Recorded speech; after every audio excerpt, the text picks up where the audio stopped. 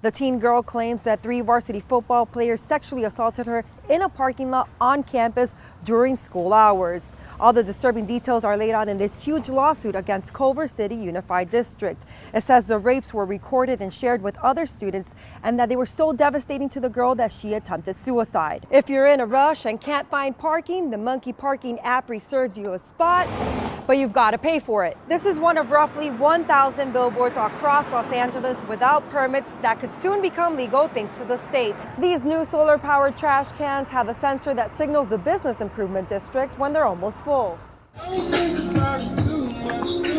Mario Velasco lives and owns a business on the Venice Boardwalk. He says there's a growing population of unwelcome guests who are calling this beach town home. Homeless people that live behind the buildings here will come and expose themselves on those benches or just use that general grassy area as a public restroom. They defecate, they urinate.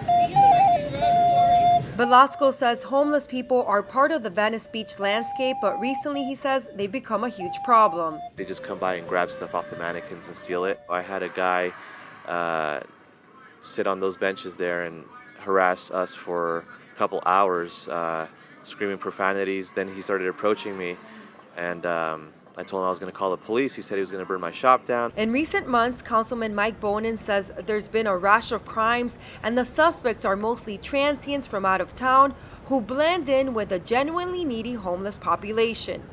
Bonin is not alone in wanting a special police task force to patrol the boardwalk. Venice does not have enough police in the area. But community activists like Naomi Nightingale say that's not the answer. If there's an issue in the boardwalk area, that our Pacific Division Police Department should be able to handle it.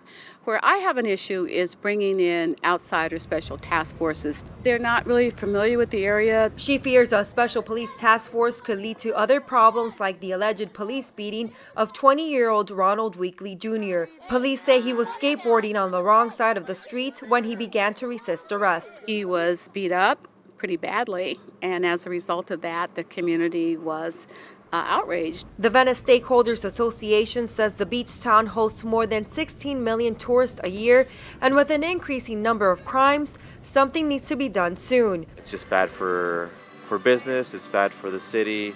You know, we have so many tourists come here every day, and as you can see right now, there is no police presence. Councilman Bonin says another option is for the Venice community to hire private security like they did in Hollywood to help tame the violence. In Venice Beach, Jessica Abuchaibe.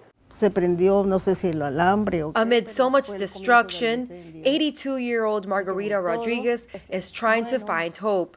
I connected my heater. I was watching TV. That was at 7 o'clock at night. So in 5-10 minutes, I feel like a smoke. When I get up, I see the room in fire, complete on fire. Rodriguez, or Mami Tita as many call her, is a retired downtown hotel worker who lost her home. She had been living in it for about 5 decades. Everything, I lost it. Now she's facing an uphill battle to start over. Her granddaughter, Margie Moe, says Mami Tita's house was never reevaluated. It was underinsured, and now the bank's giving them a hard time. We got the check. It was made payable to my grandmother and Banco Popular because they're the mortgage holder. So my grandmother endorsed the check. We sent it over to Banco Popular, and they refused to release the funds. Determined to dodge the red tape, the family gathered support from neighbors and friends to rebuild the house. We were all going to pull together, join our funds, use our savings to help her rebuild. But the money they raised wasn't enough, so they launched an online fundraiser called Grandma Needs a Roof at GoFundMe.com. If they reach their goal of $50,000, Mo says they'll be able to put a roof on the house, stucco on these walls, and install the windows until the bank gives them the money to finish construction. We reached out to Banco Popular, but we've yet to receive a response. The family says this won't stop them. So far, they've raised more than $2,000. I appreciate everything, what they do for me. In Echo Park, Jessica Abuchaibe.